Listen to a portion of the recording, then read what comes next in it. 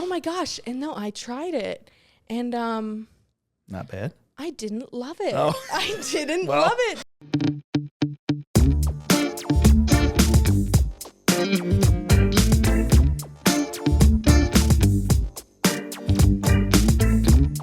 Well, welcome back to the FLX. What the FLX? This is Bryn. I would like to say she's the newest member of our team, but as of 2 days ago, just wanted to welcome you to the team. Thank welcome you to the you. What the FLX podcast. Yes, I'm excited to be here. She's had the opportunity to get out with us a few times and go exploring. So yes, some lovely adventures we've had so far. Yeah. One of her favorite places is the Rockwell Museum right here in Corning. Yes. So she is our resident art expert, I would say, so far. Maybe even a little more than Dave, but that's tough. I would say Sorry, that's Dave. maybe one of the only areas I could beat Dave in. Yeah. Everything else, no, Dave knows all. He is pretty good though. He was explaining a painting to me, and I was like, "Wow, I'm pretty impressed." But then you did a better job the other day, so congratulations. Not gonna say anything to that. So, I like their new installation. They walked in. It's anti-gravity. They do it like every year, don't they? They do it every year. I think this is year number 7. This year's artist is Anna Warfield. They are from Binghamton, New York, and they are a textile artist. Yeah. It's interesting. It's like a mashup of words, and then you told me it was like a poem. It is. But the idea is like you don't know what the poem says? You don't know what the poem says. It's a poem. I think only a few people have a copy of it. As a visitor, you are encouraged to read the words and kind of make your own poem in your head. Your own ideas. Yeah, which is really beautiful and awesome. Will they ever release, do you think? I am not sure. I'm going to say probably not. No. Part of the art. I'm going to say no. Yeah. Yeah, and local high school also had a hand in making that piece. They got to dye some of the fabric. The local high school IB art kids. That's cool. Which is really awesome. Yeah. So they had a piece in that. Yeah. Nice. That's awesome. Yeah. Every time I go to the museum, I see something I haven't seen, even if it's in, like, there's just so much to look at that I definitely don't catch it all every time. So being the resident art expert, I have a little speed round. I want to give you some questions and Test see. me. Yeah, let's go. See how really expert she is. Let's see what I can do. All right. Put my thinking cap on. Are you ready? I think so. 3, 2, 1. Okay. What's the oldest painting in the Rockwell collection? Breaking Down the Wild Horse, which was an 1820 painting by George Catlin.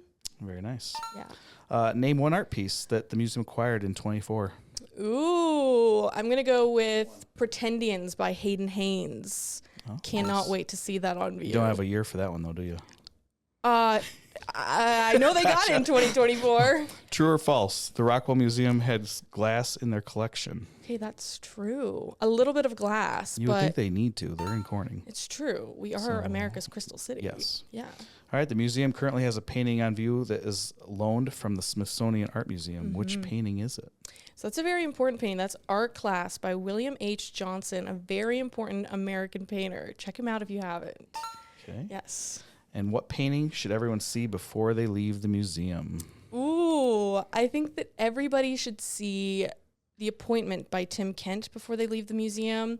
That is a painting that just stops you in your tracks. And in true art fashion, I think everybody will see that painting in a different way, whatever is most meaningful to them, and it's a lot of fun to look at.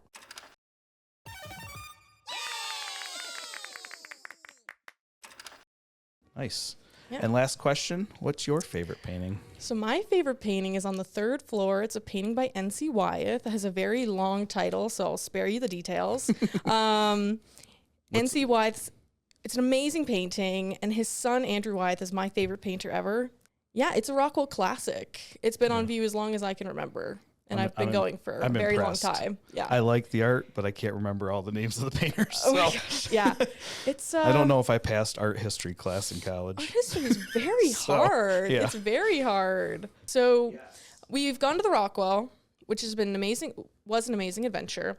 And we also have gone on a lot of antiquing adventures lately. Yes. Which has been equally as fun. We've hit up like maybe 7 or 8 in the last 2 weeks, probably. Yeah, at least. Hammondsport I feel has like a handful. There was like 4 in Hammondsport. Yep, we were then there's one hopping that's, around. There's one that's a barn, Wild Goose Chase. Yes. But it's like American Pickers. It kind of is cool. literally just like American It's Pickers. just you pull up and there's a barn. Yeah. It's just stuffed full of cool antiques. It's definitely the feel of an antique shop. Yes. Like 100%. It's super cool. But one thing I was actually kind of interested in was some of the shops we went into. There was like a lot of antiques, but then there was also opportunity for other products to be there. So I saw some like at the Patina and Hammond Sport that like they were just people's crafts and stuff or this and that. So it was like a kind of a nice mix. So if you like say like, oh, I don't like to antique, you still can find something. There's totally stuff for everybody. Yeah, and that's what's so nice about having that like vendor layout that a lot of antique shops are starting to have. Well, and I want people to know that too, because I personally don't go antiquing a lot, but I actually really enjoyed it, and I saw a lot of cool things that I was like, oh, that'd be neat to have and stuff. So like, I'm kind of want to go back now. Oh my gosh, yeah. So especially when you know that stuff is coming in all the time, new stuff. It's changing like, oh, we up gotta and go. stuff. Yeah. So and then I turned the corner, and Bryn's eyes are lit up. Yes, and this was in Corning at the Twin Tiers Antique Plaza. Yeah. This was one of the best moments of my life. This goes back to her being an artist. Yeah. And you can see the glowing happiness of Bryn. I gasped so loud when I turned the corner and saw what I saw that somebody actually turned around and like thought I was not okay. Like there was like a medical emergency. Yeah. But no, it was like a good gasp. Get out like, the defibrillator. Yeah, I think he thought like he was going to have to call 911. Oh, man. So it's been a running joke, I would say, amongst the Explore Steuben team that when we go to antique shops, I've been on the hunt for vintage Jell-O molds because it's what we're calling my Jell-O journey.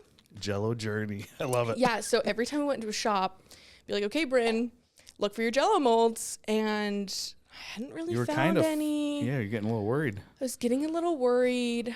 And then I turned the corner in the Twin Tiers Antique Plaza, and there was a wall of Jell-O molds, and I didn't know what to do with myself. Like, I was like, this is my peak. Where do I go from here?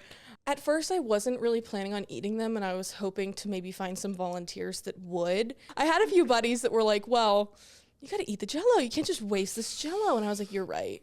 Yeah. So I have tried one of my Jell-Os. So what do you put in the Jell-O? Like, and you goodness, make it kind of like Craig. a pattern, or you try to? I really love it. I really love like vintage recipes, even if they're a little bit like, on the grosser side, which they can be sometimes. Yeah. And among those, I love like the vintage Jell-O salads, some of which include like seafood, olives, which is weird vegetables, like a savory Jell-O. And that is the direction that I'm going into. Okay. So I've made 2 Jell-Os so far. Nice. I actually demolded one last night. It was a lemon shrimp Jell-O. Nice? Oh my goodness, it was beautiful. Oh my gosh. And no, I tried it.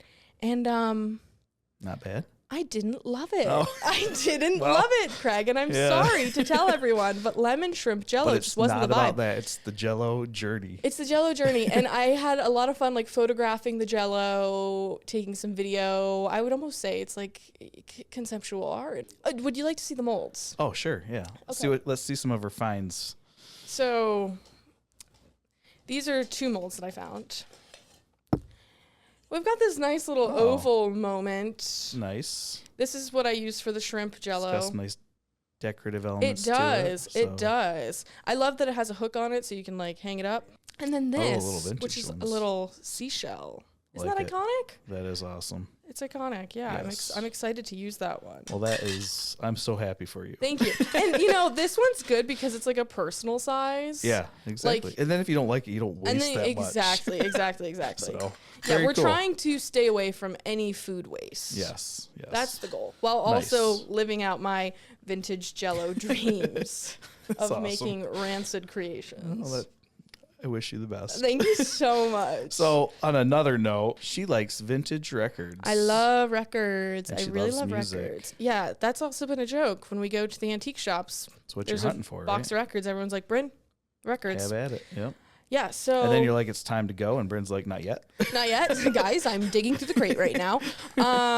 Yeah, so it's the Market Street Antiques, right at the end of Market Street, that has an amazing vendor who brings in awesome records.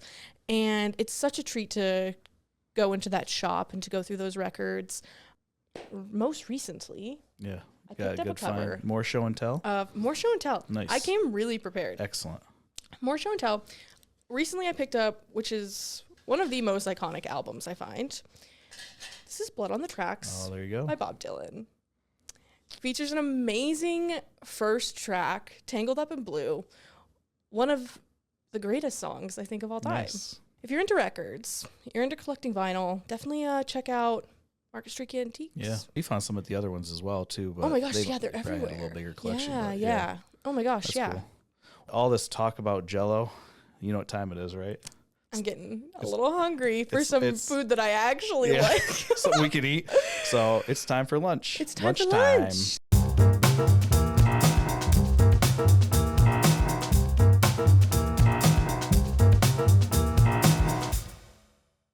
No more Jell-O. No more Jell-O. And then we're going to talk about a place that you actually have not had lunch. I haven't had lunch here. And though we're not talking about Jell-O, it kind of is in theme with Jell-O in the 1950s vibe. It's called Maybe Baby Burgers. So we stopped one day and we had milkshakes that day. Yes. And they were delicious. They were delicious. Phenomenal. And I was overwhelmed in the best way when I didn't know what ice cream to get with my milk. Like, Too many options. What flavor milkshake I wanted. Quinn was crying because he only got the small and I got a large and he was a little jealous. So He was jealous. But I was so boring. I got vanilla. And you didn't get a cherry on top. And Quinn didn't get a cherry on top. I don't want to be problematic to the pod listeners, but I don't really enjoy cherries in that way.